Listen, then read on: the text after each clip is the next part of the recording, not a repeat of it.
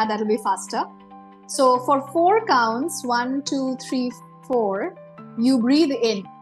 And then once you've breathed in for 4 counts, you hold that breath. Okay. Then for the third set of 4 counts, you breathe out. All right.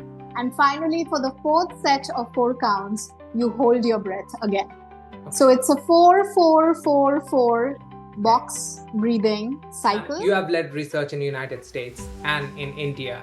I mean, these are diverse culture people.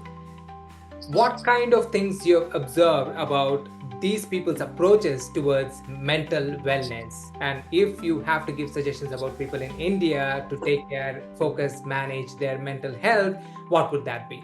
So I just want to say that for burnout, it's absolutely important to understand that you're not paying attention to the present moment. And therefore, mindfulness is your number one support when you're going through burnout.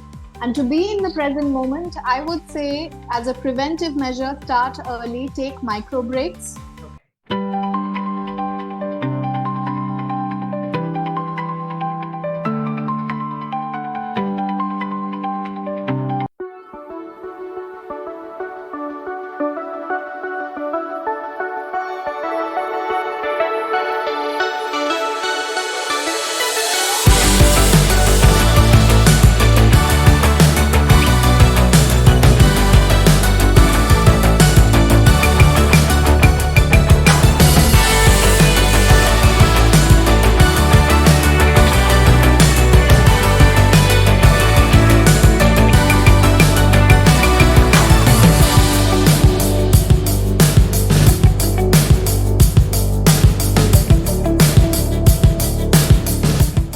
With over 18 years of experience in the field of psychology and mental health research, Maam has helped many individuals and organizations build a resilient and mindful lifestyle.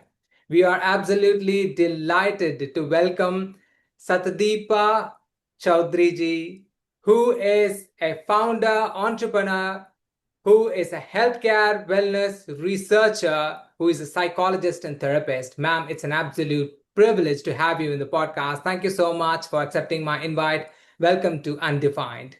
Ma'am, you started your career in psychology from SAB Millers, and you gradually advanced yourself in many positions, and you did your master's in New York University, if I'm not wrong, and then you worked in Yale Cornell Medicine. It would be happy if we get to know a brief introduction from you. Okay, great. So Vinod, thank you for those kind words and for turning over the mic to me. So I basically want to say that you were right. I did do my master's in psychology from New York University, but before that, I had another master's with a specialization in industrial and organizational psychology, which is how my human resources role in SAB Miller happened. After which came a very interesting time in my life where I was teaching in high school for almost 10 years. And that is something that I refer to as a very interesting time because it made me the person who I am today. And so much of that has gone into making me a great researcher, which I am today, thanks to that and field work in Indonesia, and of course, the wonderful 5 years in New York. Yes. So I also want to add that I've done a lot of certifications. I've been in New York through COVID. So obviously there was a lot of interest in healthcare, looking at the conditions that people went through during COVID there. So I got certifications in healthcare. I worked as a healthcare research coordinator in Weill Cornell Medicine. I also did a certification course in the science of well-being from Yale University. And I also got interested in affordable medicine. And many people don't understand, but food can have very medicinal properties. And that's why I've done my certification in food as medicine and lifestyle medicine. And more on this later. It's a very exciting new field for me. And I'm using psychology and lifestyle medicine to go forward. Such an amazing career. Ma'am, mind plays a crucial role on every human's life. So what is your understanding about mental health? I mean, with such vast experiences and deep research on all various fields of psychology, what kind of fascinating things you have observed with respect to human mind and human behavior? I think that's a very interesting question, and you've given me a lot of freedom. And I say the word freedom because what I've observed is that so much of the mind and so much of behavior used to be studied in terms of, okay, let's try and locate the mind inside the body. And then all kinds of scientists tried to, look at, okay, is it behind the eyes? Is it the third eye that is seen in some of the goddesses? Is it the pineal gland? Is it in some other part of the body? But, it doesn't have to be a secret location that is a sign of how your mind is. It could be as simple as when you're scared, your heart starts fluttering. Or when you're scared, your legs feel like they're trembling. Or when you're depressed, there is a heavy feeling in your chest. Or when you're anxious, you start getting headaches. So what happened in Weill Cornell medicine is that I became aware of not just this vague term known as the mind, but I became aware of the entire body and how it can work very closely with the mind, the so-called proverbial mind, in helping us understand human behavior. So I think I would say that my journey or my desire to want to be a health coach comes from Weill Cornell medicine, where I've treated not just patients who are in for psychological rehabilitation, but also patients who are in for physical rehabilitation. Okay. So it's a very interesting field where the body starts reflecting how the mind is feeling. Ma'am, you're also founder of Mindful Life Store. So what is this proposed to do? What is the reason for starting this firm? And what kind of initiatives you have, like a plan for the future that would support mental health and well-being of people? I think that's a great question, Vinod. First, I would like to correct you. It's the Mindful Lifestyle Store. And it comes from two of my passions. One, mindfulness. The second, lifestyle medicine. Okay. And I want to say that lifestyle medicine happened to me because I would see so many patients come into a hospital after something has happened to them. So, after they've been through a disease, they come for treatment, or after contracting COVID, they are looking for a way to breathe again. And so in the middle of COVID, looking at everybody trying to, catch a breath, or in the middle of COVID, sitting in New York and wondering whether my mother would be fine. She had contracted COVID, deadly bout of COVID back in India. I was thinking I could either panic or I could think of some way of preventing a disease like this, or a disease which makes everybody lose track of what their life is all about. So lifestyle medicine is a field which is preventive. And lifestyle medicine in my company, the Mindful Lifestyle Store, is the first and only one of its kind. And I believe in the present moment. So we are not waiting for the disease to happen. We are preventing it. We are nipping it in the bud. And we are looking at your sleep habits, your meal patterns, your mental health patterns. We are looking at your exercise, and we are looking at your social connection and your social connectedness patterns to try and warn you before you even have a disease that, hey, something may be wrong. Because after all, we are trying to do stress management. That is an amazing initiative, I should say, ma'am. It's going to really help a lot of people. Thank you. Yes. And I saw in your LinkedIn that Mindful Lifestyle Store is organizing a virtual event next month. And can I get a glimpse of what kind of event this is and who should attend, and how can anyone who is interested can enroll in this event, ma'am? Okay, so that's a great question. And thank you so much for bringing this to the present moment. Yeah. Mindfulness is all about the present moment. And at the present, I'm totally focused on that event. Now, this is the third of our events. It's a marketing event for our store. And this event, who is it for? It's for everybody. Although we work a lot with Gen Z and millennial women professionals who are of Indian origin, this event is actually not focused only on them. It's on every single person who feels that they may be stressed, that they may be burning out. Burnout is that stage of intense stress where you're exhausted at work.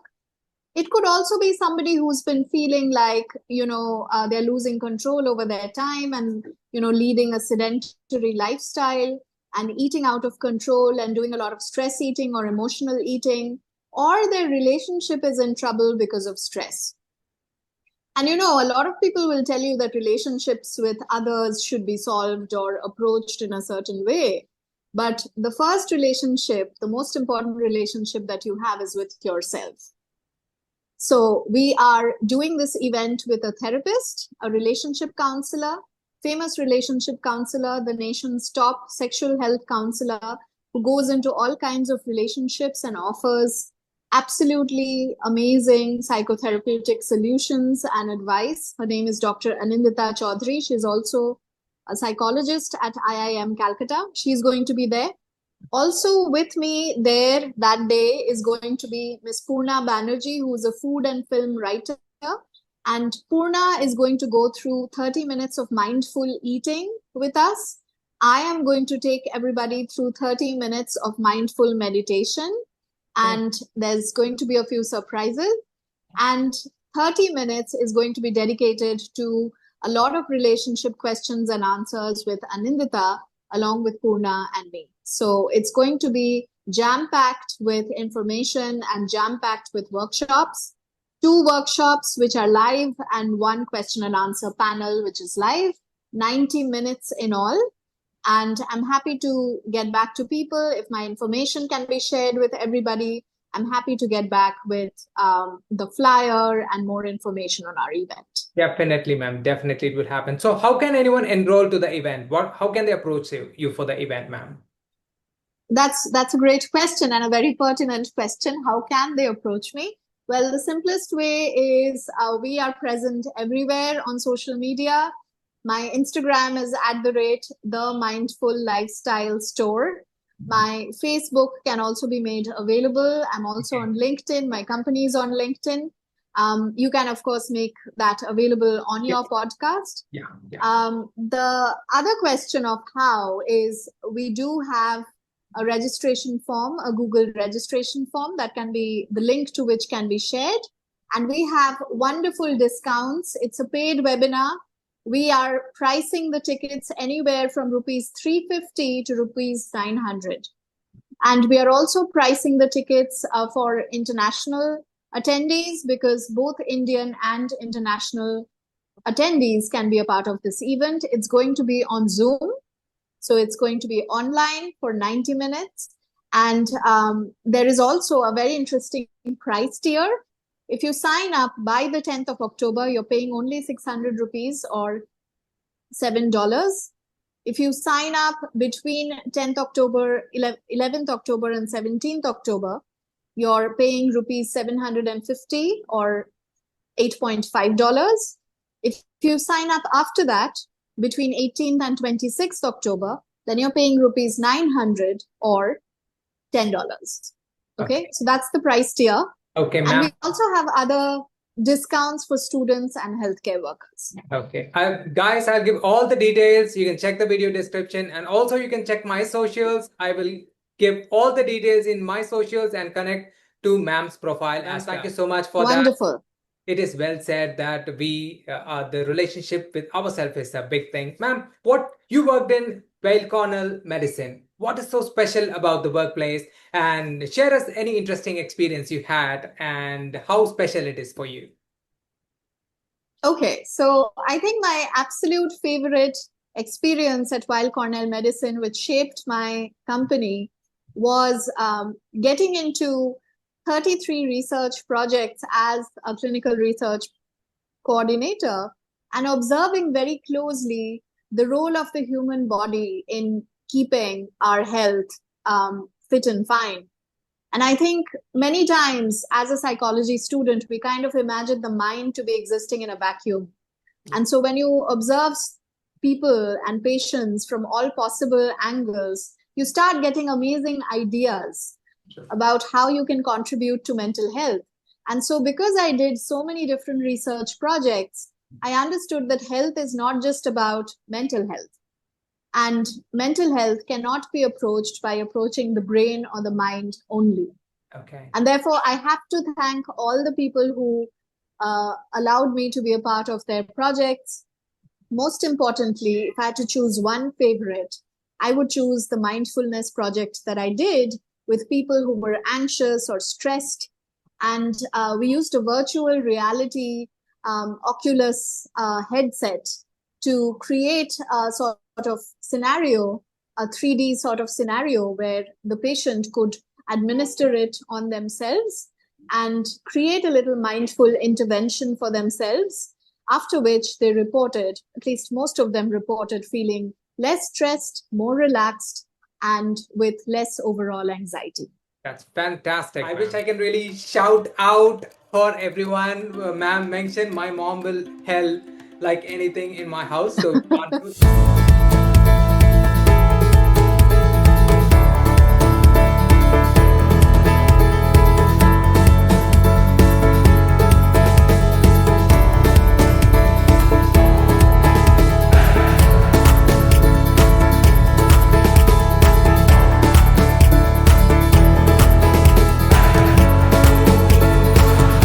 The difference between anxiety and depression? I think that's a great question, and I'm very glad that these questions are coming up from people who are not from a traditional psychology background, because it's important to know the difference. And I would simplify all the technicalities that I have had to go through over the last few years and all my life by saying that when you talk about anxiety, there's always a feeling of fear attached to it. Okay. So if you look at the big umbrella group of anxiety disorders, or the kinds of ways in which a person can feel anxiety, it could be a vague, general sort of worry and you can't locate the source of it. It could also be something very intense and very specific, which may or may not be rational. Okay. So you could say, how can fear be rational or irrational? Isn't all fear the same? But it's not. For example, the fear that we feel when we see a spider can sometimes be very, very rational because it's such a small creature. It's probably more scared of us than we are of it. Right. So that's one example of how some fears can be very rational. Sometimes some people also have fears like social phobia or social anxieties, where they find it very difficult to speak in public. So I know some very world famous therapists who are secretly pressing down a coin because they are speaking in huge podiums and in huge auditoriums, standing at the podium. They're so scared that they are getting judged or that people are just waiting for them to fail. So there are all kinds of anxieties. Depression is a different ballgame. Depression has to do with your mood. Okay. So depression is a bit like, if you're feeling, to try and understand it from the words that can be used to describe it, if you're feeling a bit low, or if you're feeling like, some people report feeling a little blue or feeling sad, but like very persistently, there are a number of ways in which this comes up. But if it's a very pervasive feeling, and if it's a negative rumination or some kind of a cycle of worries or a cycle of thoughts that's not letting you escape it, if it's like a trap, if it feels like a trap that you're in, a trap of negativity or a trap of cynicism, then it's a problem. Okay. So I'm breaking it down into layman language so that you can sort of relate it or relate to it better. But it kind of feels like something you can't break out of, because you can't even understand that you're going round and round in circles, dreaming up impossible scenarios, or thinking of something catastrophic that might happen, but it won't. Okay. So a lot of the anxiety is also in terms of not being able to get out of this worry cycle. So there is a trap of some sort that you're not being able to get out of, and that is your sign that you're doing it more than the normal or the average person. Okay. Ma'am, talking about depression, if it suddenly happens, in case of sudden depression, what should a person immediately do in the first hand? Because getting an expert advice is going to take time, but this is a home-breaking experience and he should withstand that. So what can he do? It's very interesting that you brought up the term bone-breaking experience, because I was recently watching a show called Stranger Things on Netflix, and there's a very interesting depiction of a series of young people I think it was in season 4, where it seems like they're elevating above the earth and it's almost as if their bones are breaking. But I think that they've tried to sort of depict some sort of depressive episode that these young people are having. So it's of course, it's open to interpretation, but I would always think of that as depression because of the way it was denoted in that show. So I think immediately when something traumatic or traumatizing happens, as a psychosocial first aid provider, I would look at practical support. I would look at providing safety and calm. I would look at providing a feeling of slowly a feeling that they are being listened to. Most importantly, I would not force them to talk to me because they've been through something very traumatic. So judgment-free, practical help, safety, psychological safety, and making them feel like nobody is judging them and I'm here to listen to them only if they want to talk. And then slowly helping them feel like they can come out of it and they can do the things that they used to be able to. And finally, making them feel like there is hope and they can come out of this episode and live their life normally. Wow. Ma'am, one of your posts on LinkedIn, you've mentioned that trauma-focused CBT and psychosocial first aid is going to help people recover from trauma or related such events. So how many days of the entire therapy it is, and what kind of lasting stability will it give? For example, will it build a resilience that even if it happens in the future, they will have a strong withstanding ability over the event?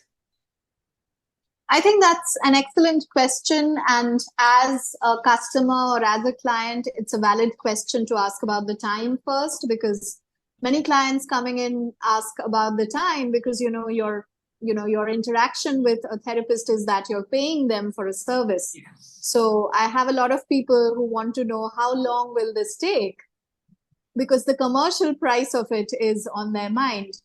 So I would say 12 to 16 weeks is what typically, on an average, the trauma-focused CBT would take.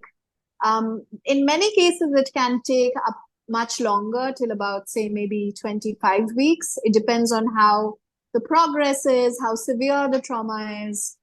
These things matter. If you're talking about psychosocial first aid, normally, when the traumatic or traumatizing episode happens, for 45 days after that is the most critical period for providing psychosocial first aid. I'm not saying it is that sudden, but it is largely agreed upon to be the standard time during which the person is most vulnerable. So I hope that answers Thank you so much, ma'am. Yes, that is absolutely so helpful. Ma'am, in today's scenario, if someone is experiencing stress and burnout in everyday life, what kind of practices would you suggest them to, temporarily relieve or build a strong resilience and focus on their work? I think that's an excellent question, especially because it's so relevant to how people live their lives. And just last night, I was with a burnout coach. And she was talking about how she has, she's of Indian descent. So, of course, she had the same expectations that many Indians do. Her parents wanted her to be a doctor or an engineer. So she decided to be everybody's favorite child, and therefore she did both. Fantastic. And so yes, absolutely. But what happened is that, being a people pleaser, she bit off much more than she could chew, which meant that one day she was standing on a corridor and talking to a nurse, And she didn't realize that she had asked the nurse the same question 4 times. And the Okay. nurse had replied every time. But Okay. she was just not, her brain was not functioning anymore. Okay. And so she kept asking the question. And finally, the nurse said, "Are you okay?" Okay. And that is when she realized enough is enough. She's about to collapse. Okay. So I just want to say that for burnout, it's absolutely important to understand that you're not paying attention to the present moment. And Okay. therefore, mindfulness is your number one support when you're going through burnout. And to be in the present moment, I would say, as a preventive measure, start early, take micro breaks. Okay. There is a very small and simple way of doing this. I call it box breathing. We can do it now, or I can just say that it's a theoretical aspect. I can just say what it comprises of. So let me just do that. That'll be faster. So for 4 counts, 1, 2, 3, 4, you breathe in. And then once you've breathed in for 4 counts, you hold that breath. Okay. Then for the third set of 4 counts, you breathe out. All right. And finally, for the fourth set of 4 counts, you hold your breath again. Okay. So it's a 4-4-4-4 box breathing cycle. And it can really help you breathe and help your prefrontal cortex, which is this part of the brain, which is what human beings are known for, because this helps you regulate your emotions. What it does, it gains back control over your limbic system. Your limbic system is your animal brain, which is full of emotions and fear and stress and all that. So your part of the brain, which is responsible for making all the decisions and for planning and everything, that starts controlling the part of the brain that's emotional. And that is how you calm down. Wow. Thank you so much, ma'am. That is a very good exercise, and definitely, Of course. yes, we should practice that. Yale Technologies is organizing an online virtual event that will help us to propel the organization forward. Discussions about latest innovations, technological advancements, AI-powered transformations, a solution expo that will help us to build powerful connections, discover best practices to shape the future of the individual as well as our company. It's a day of learning to innovate, connect, and redefine. The link is in the description. It's a free virtual event. Register now.